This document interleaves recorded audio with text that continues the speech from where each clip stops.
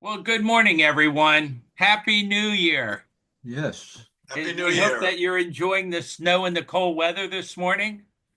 And remember, it's only January. That's the best part. Welcome to Trio Maryland's first Zoom meeting of 2025, and we're all happy that you could join us today. I'm Marty Marin, and this is my wife, Michelle, and we manage Trio Maryland. We'd like to welcome all our members and guests today, and thank you for attending. Today's topic is the winter blues, depression, and loneliness. It's a fitting topic for after the holidays. And our next meeting is on Saturday, February 8th, and the topic is going to be memory loss. We hope you can join us if you don't forget. Now, Michelle will introduce our speaker this morning to get us started, and here she is. Hi, good morning. Happy New Year. So we are very fortunate to have today's guest speaker, Cathy Klein-Glover, living donor social worker in the transplant program at the University of Maryland Medical Center. Cathy has been a social worker for over 30 years. She has worked with developmentally disabled adults in medical daycares and most recently at the University of Maryland Medical Center. She is currently the living donor social worker at UMMC.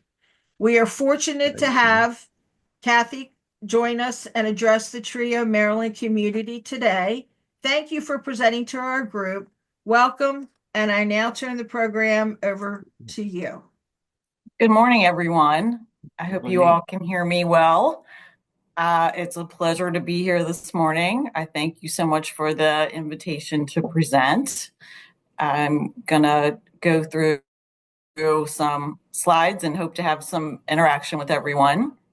So we're going to have information about loneliness, depression, and social affective disorder. Some help you with identification and coping mechanisms. We're going to talk about why. Why are we talking about this? It's an important topic. It's very timely. The world has become, and the United States have become much more aware of depression and all kinds of mental illness, and the stigma I think has lifted somewhat, and there's more access to help. And loneliness has become a big issue in the United States as well. Whoops, sorry. And we're gonna talk about how you can identify or try to figure out, well, what is going on with me or my loved one. And we're going to talk about what you can do about it, and then we're going to have questions at the end. So loneliness, they say, has become an epidemic. Researchers are very concerned. Harvard University, I know, recent study found that 36% of Americans are suffering from loneliness. There's a lot of things that contribute to that. Most recently is social media. The amount of time that individuals spend on social media and what they're actually looking at and scrolling over. And also the pandemic certainly created a lot of isolation and loneliness for many people. And, some people just have not moved on from that. It's very hard, if you have medical issues or concerns, or you have increased anxiety about being around other people, you're going to tend to isolate. And research shows that loneliness can have a significant effect on our health. It can lead to obesity, high blood pressure, low self-esteem, and many other things. So it not only affects your mental health, but your physical health.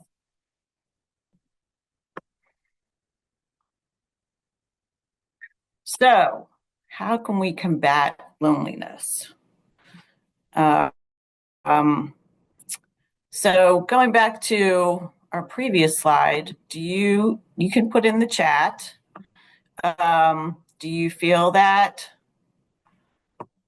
the world, that more people are lonely? Is loneliness an epidemic in the United States? You can just put in the chat yes or no if you'd like to participate.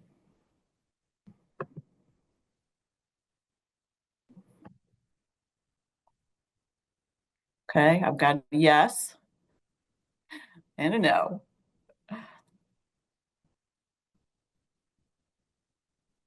See if anybody else is okay. Thank you. I'm getting lots of answers. Yes, no, sometimes. Okay.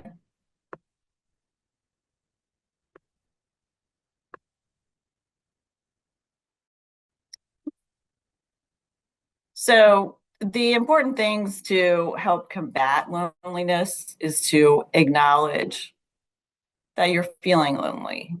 It's a positive step because it means you're in touch with how you are feeling, and in touch with your emotional needs. So some suggestions are you could make a call list when you're having a calm few moments and make a list of people that you'd like to catch up with. Maybe you haven't talked to in a long time. And when you have some free time, 10 or 15 minutes, give them a call. I think a lot of I do anyway, divert to texting because it's easier, faster, but it's important to reach out and actually talk to people on the phone. And the next idea is to be vulnerable and let people know, or let someone know you're having a bad day. Studies show that asking people for small favors that can make the person that you're asking feel important, and it brings people together. I think a lot of times people have a hard time asking for help or saying, it's not a great day. Like, we're supposed to put on a strong face and, be tough. But it's actually shown in research that to be vulnerable and let people know how you're feeling is healthier for your mental health. Other things you can do, you can join online groups that you have a personal interest in. So I like birds, so I've joined a bunch of different birding groups on Facebook. So it's really interesting. People share their knowledge and what they've seen, and so that's fun for me. Let's try that again with the chat. And can you, if you've joined an online group other than this group, if you've joined an online group that, as you have a personal interest in, a hobby, things that you like to do, travel, anything. If you've joined an online group or you're thinking about joining an online group, like what is the topic that you enjoyed? Okay, I'm one of the moderators for the Facebook Heart Transplant Support Group. That's great.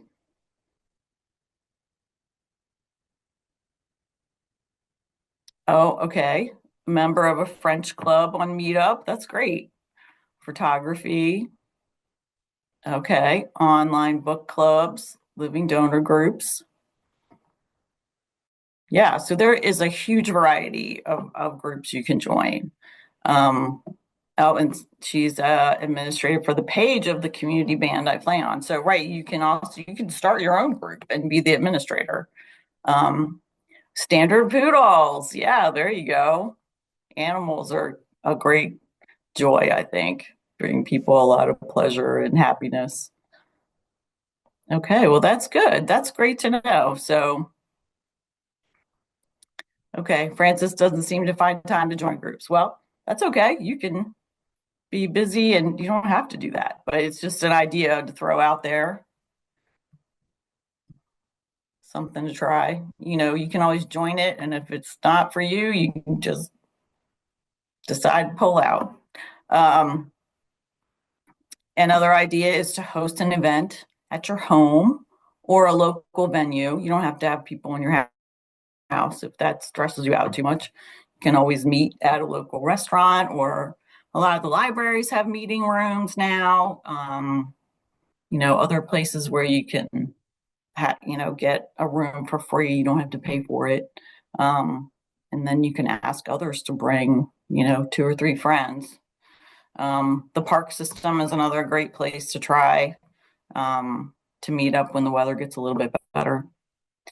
And And then there's a lot of research recently on cortisol, which is our major stress hormone. And sometimes we just get a little too much cortisol, which that usually leads to anxiety, which can also contribute to depression. And it's important to try to keep your cortisol levels down. That's a whole nother talk, but something to look into. All right. Thank you for everyone contributing to the chat.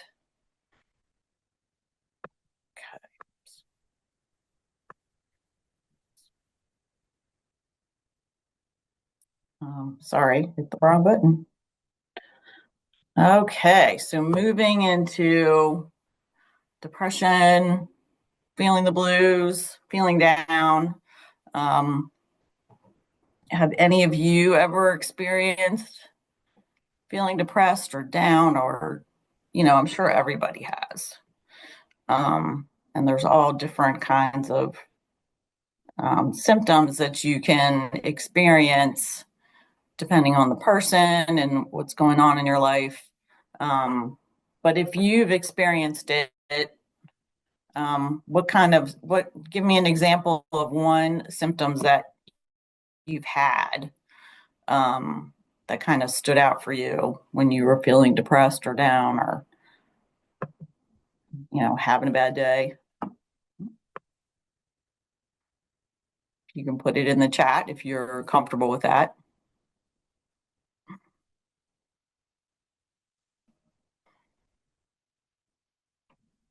Okay.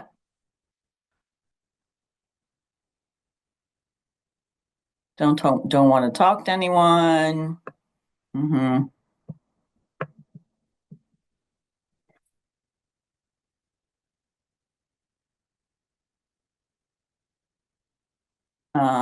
Been on antidepressants for 45 years.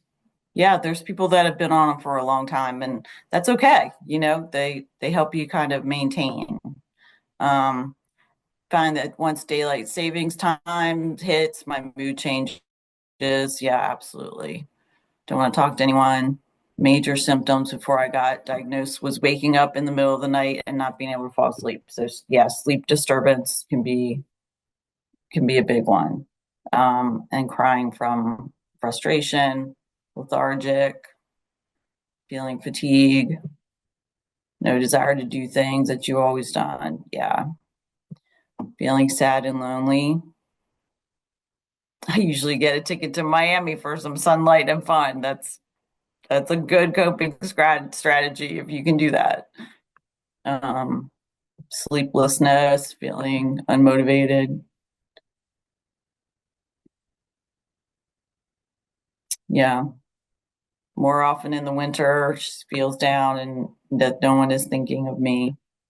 Yeah, those are all very common symptoms and feelings and some good examples. Thank you for contributing to that. And it, shows that there's, you're not the only one feeling like that. Someone said they got diagnosed and got some help. It's important to do that as well. If it's really getting to the point where it's interrupting your life. Some of us feel down or out one day and then, things are okay the next day, but it goes on many days and you can't go to work or you can't get out of bed or you're not taking your medicine or things like that are really important. It's important to get help. So I'm going to give you a little bit of statistics. I know they're kind of boring, but it's important to know, I think. Depression rates are skyrocketing in the U.S. Depending on the polls, this one said, among young adults and women.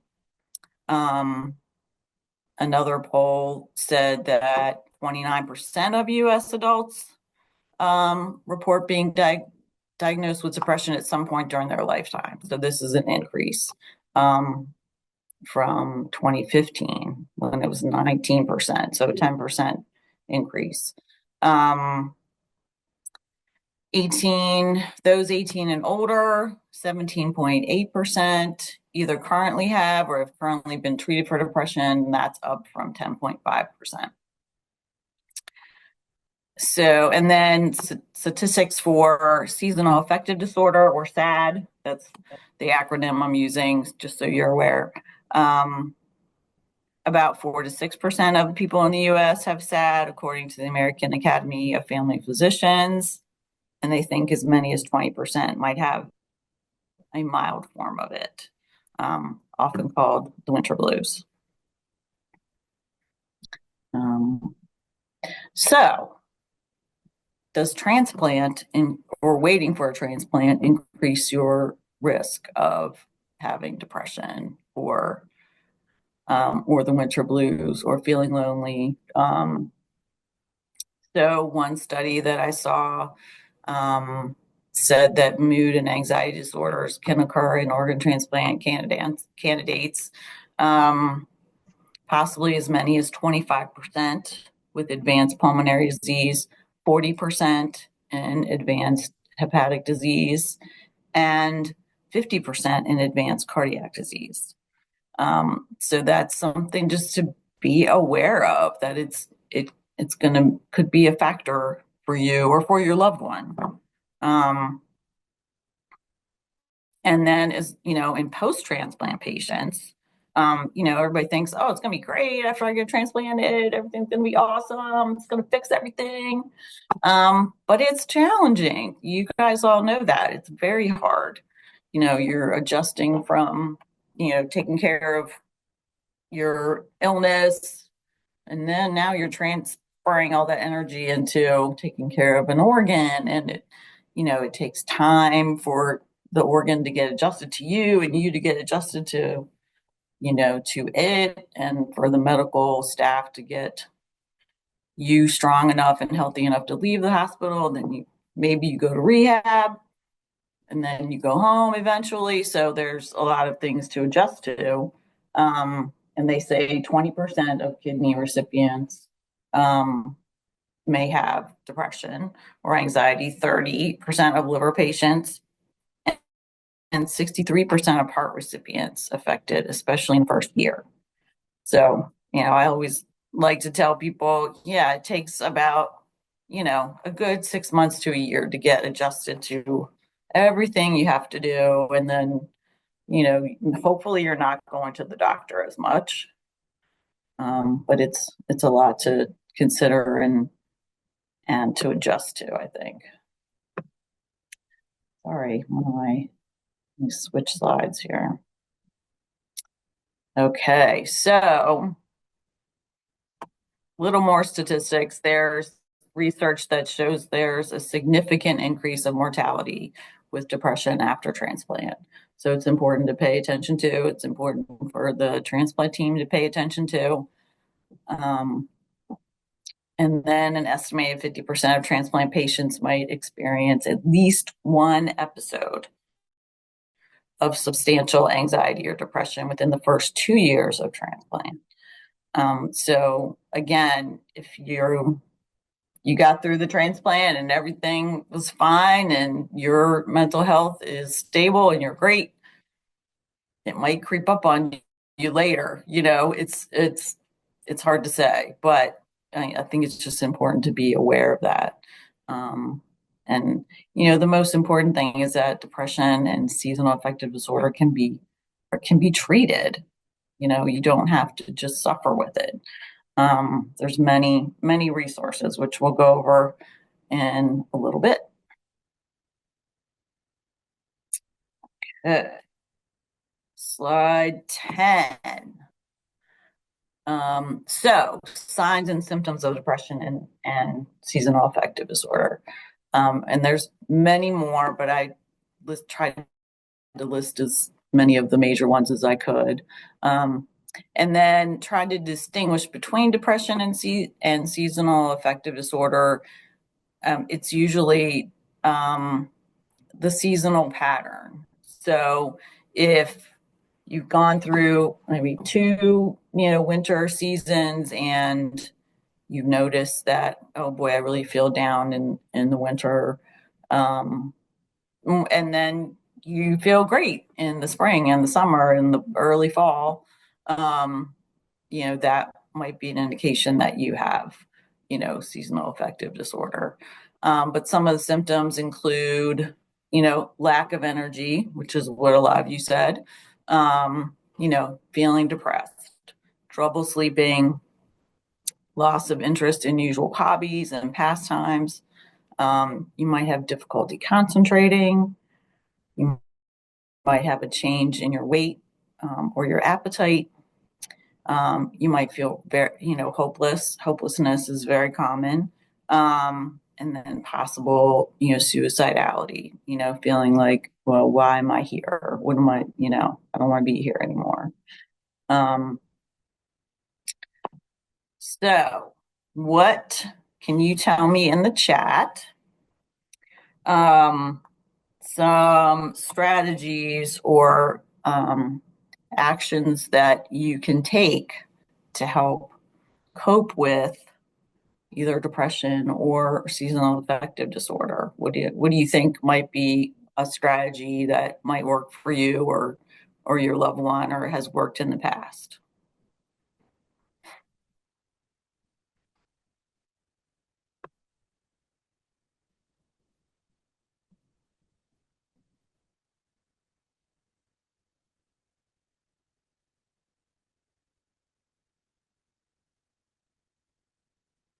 Okay, let me see. Oh boy, lots of ideas. Okay, great.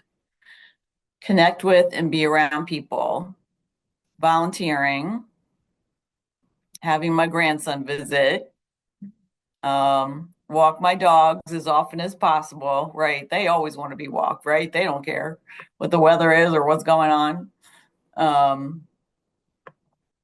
Let's see.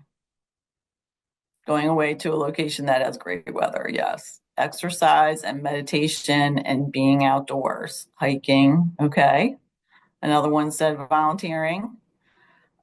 Setting up regular appointments with the therapist, right? So maybe you've already connected with the therapist, you have one. You can always increase your frequency of your sessions. Engage with others, talk about it, helping others, yeah. Lunch with the girls, yeah, sure. You'd be surprised if you suggest, hey, do you want to go to lunch or go get coffee? You'll have lots of people that jump right in on that. Prayer groups at church, yes, I think spiritual groups and togetherness can be very important and helpful for people. Getting a change of scenery, calling friends and relatives, exercise, have a few people over, yeah. Those are all very, very good ideas and very good examples, and huge variety of things that that you can do. Okay, let's see. I'm gonna see how many things you guys listed. So, coping strategies that are suggested from professionals. Talk to a professional. Your PCP. And consider going on medication. So if you think you have seasonal affective disorder or you've been diagnosed with that, to start planning in the fall, like, it's coming. So make arrangements with friends, sign up for classes, plan social events, figure out how you're going to exercise now that it's cold outside. What are you going to do? Maybe join a gym if that's something you feel comfortable with and you can fit into your budget. So consider buying or using a light box or a dawn simulator. So these are devices that add, light, especially to your morning when you wake up, to give your body that simulation, like, okay, there's light out, and then that's gets those important hormones going, the dopamine, and and over time can help you feel better and can be one of the things in your arsenal, I call it. You might need to do several things, and that might be something that you can try. Exercise, of course, is always important. Get outside in the sunshine. That's another one, to actually get that light in your eye. It's not just like, oh, look, it's nice outside. You need to, experts say you have to get the light right in your eye. If you're not able to see friends and family for some reason, plan FaceTime chats. And I know, technology can be a little bit intimidating, but I still have a hard time with FaceTime. I still, but I help my kids and my husband help, and we somehow figure it out. Everybody gets on, and it works out really well. It's amazing what just being able to see and hear someone it makes a huge difference. Other things, journaling in a notebook, and practicing mindfulness. That's been a big buzzword for many years, but kind of in the category with yoga and, breathing exercises and all those things, and just kind of bringing yourself right to what's going on right now instead of letting your mind wander all over the place from what happened yesterday to worrying about what's going on in the future. Experts tell us it's important to, really be where you are, be engaged where you are. And that's anything from, really paying attention to what you're eating, being thankful for the people that grew the lettuce and the people that picked the lettuce and the people that transported the lettuce and and the people at the grocery store and those kind of things where you're really grounded in what you're doing. And that can be intimidating too, like breathing exercises and meditation. People tell me, oh no, I can't do that. It takes practice. You really have to, give it a chance. And there's plenty of free ways to do that. We'll get into that later. Develop a schedule and stick to it. Get up at the same time, go to bed at the same time, take some discipline, but it's important. Prioritize social activities. We've touched on that already. Take a vacation or a staycation.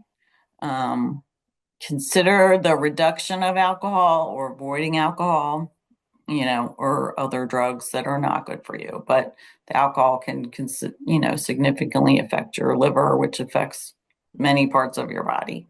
And get enough vitamin D. You can buy a bottle of vitamin D in the store and, take it every day with your vitamins. And that can also be very helpful. Okay. So, cognitive behavioral therapy is one of the things that therapists commonly use to help with depression and anxiety. And there are plenty of podcasts and apps on your phone that you can learn about it.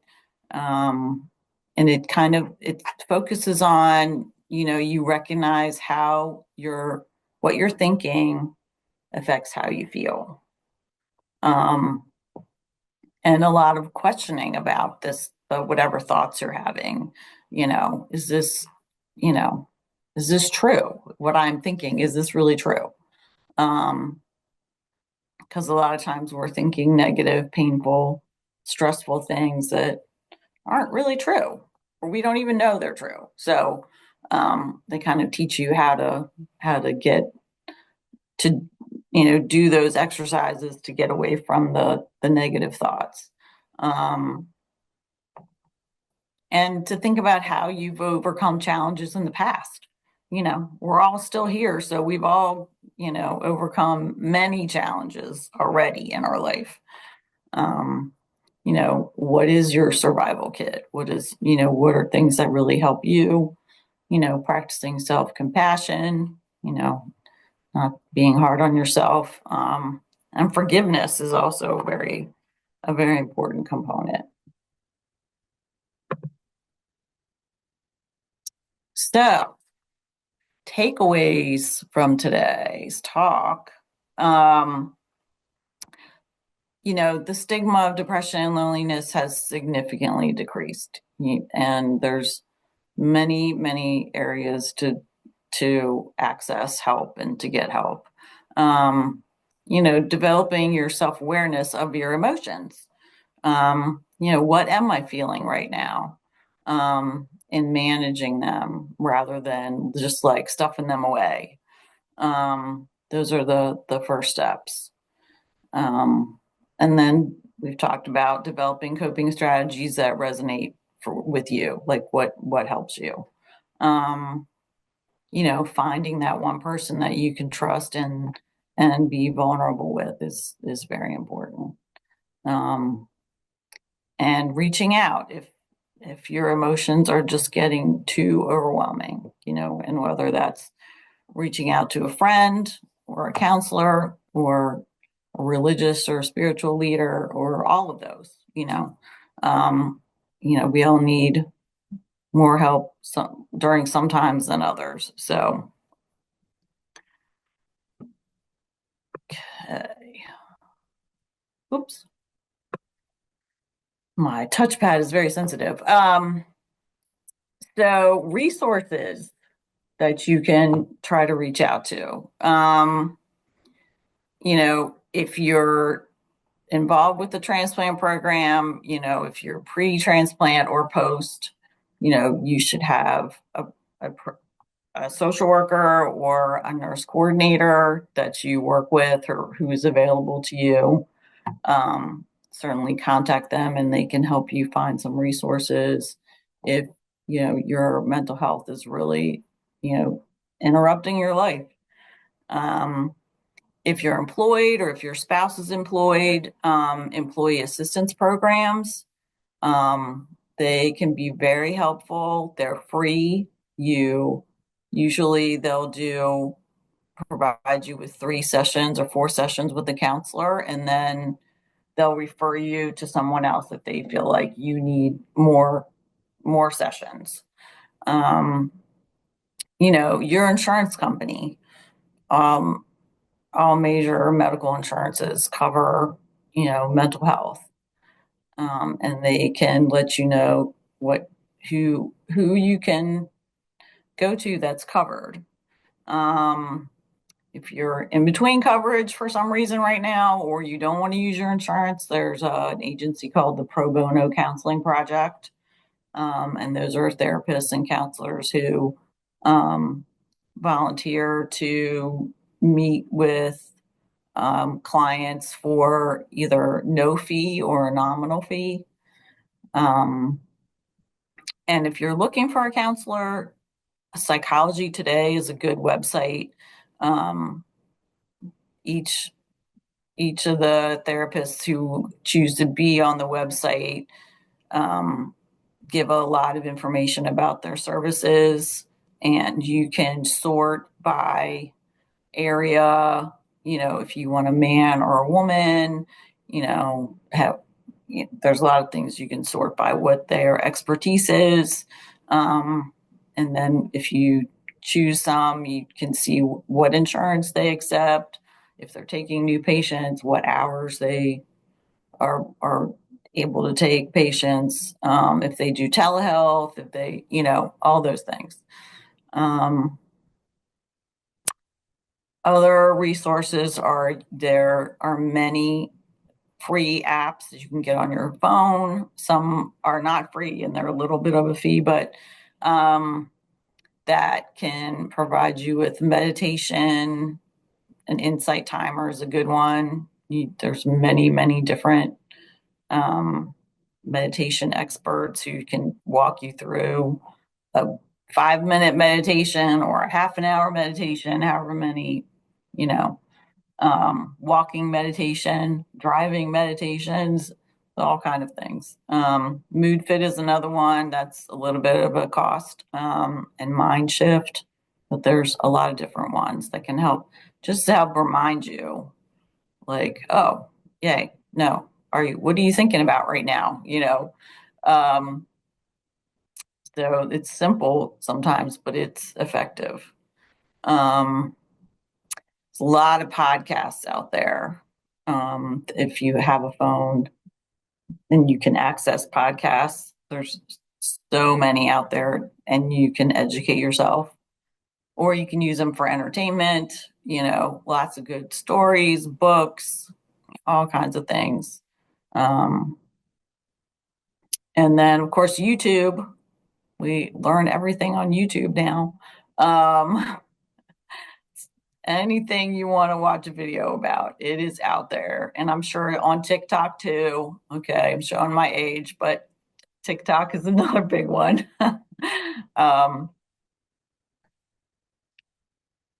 So those are just some ideas of some resources for you. Okay. Any questions that I can try to answer for anyone? Let's see. Let me go back a little bit.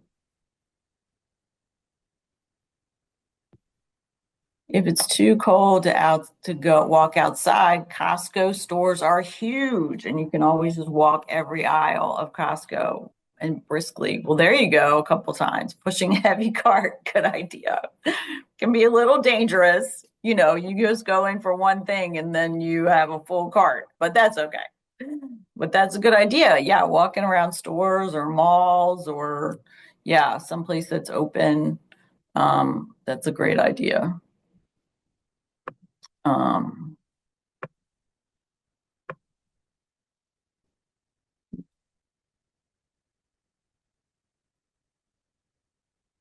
Sorry, I'm having a hard time. Here we go. Let's see. There's still a free version of Zoom for 40 minutes. Okay, that's true. And easier than Facebook and less intrusive in gathering your personal information than Facebook FaceTime. So that is true. If you wanted to connect with people and you didn't want to use FaceTime, Kelly suggested that you can just go onto Zoom and use it for free for 40 minutes. So then you just, develop a meeting and send that to whoever you want to chat with. So that's a good point. Thank you, Kelly. There's plenty of things to do, yet where does the motivation come from? Sometimes you just got to put one foot in front of the other. Come on, just have to make a decision and just do it. As hard as that is. I won't do it.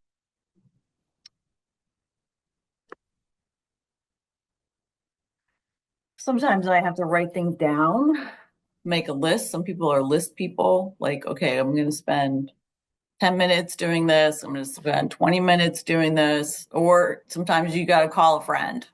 Like, I need to try to clean up this one room. Can you come and help me? Somebody who's good at that.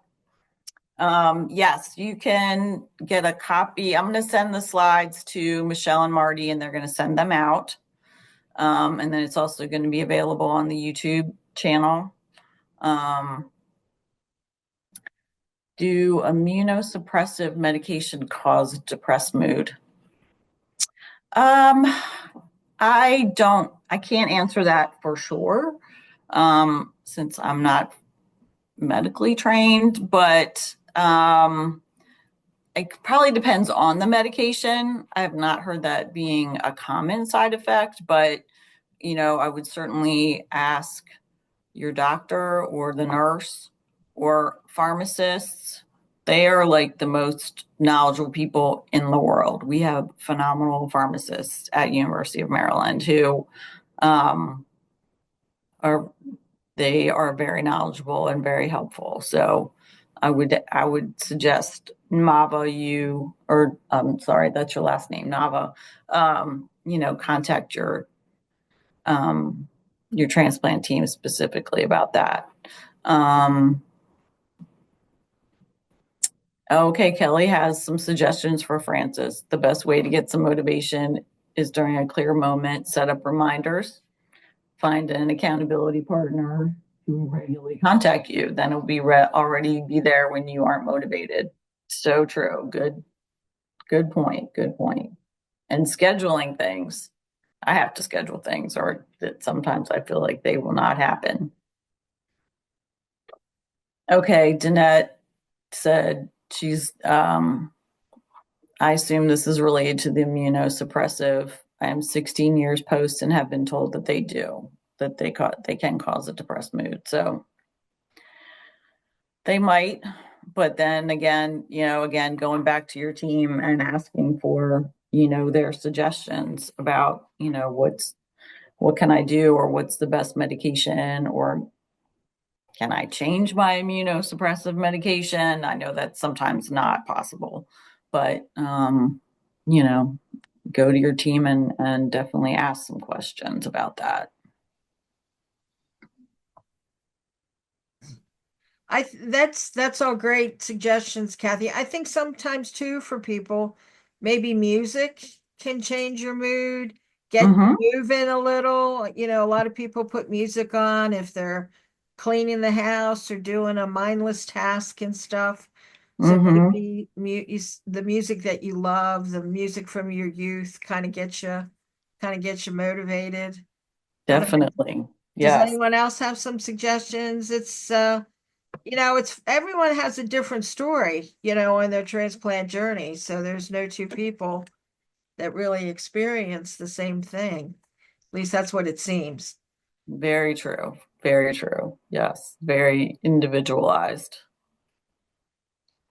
Well, no one else is posting. Kathy, this was great. Thank you really for your time and information and suggestions today. We really do appreciate it. And we hope everyone will go out and enjoy the brisk day. And Kathy, I want to thank you also, and I want to thank everybody in the audience for your attending today. We love seeing your smiling faces to start off 2025. Check out all our events on our website for advance notices for our future meetings. We have quite a few coming up here in the spring. Check out our website at www.triomaryland.org. All of our past meetings are posted to our YouTube channel for your convenience. Have a great weekend and stay warm out there, everyone. Thank you, Marty. Thank you, Michelle. Bye. Thank Thank you, you, everyone. It's good seeing your face. All right. Thank you Thanks so again, much. Kathy. Thank you very much, Kathy. You're Have a great welcome. weekend. There's Go my Ravens. Go Ravens. Yeah, go Ravens. There's my email if anybody wants to contact me directly. Oh, perfect. That's generous of you. Thank you very much.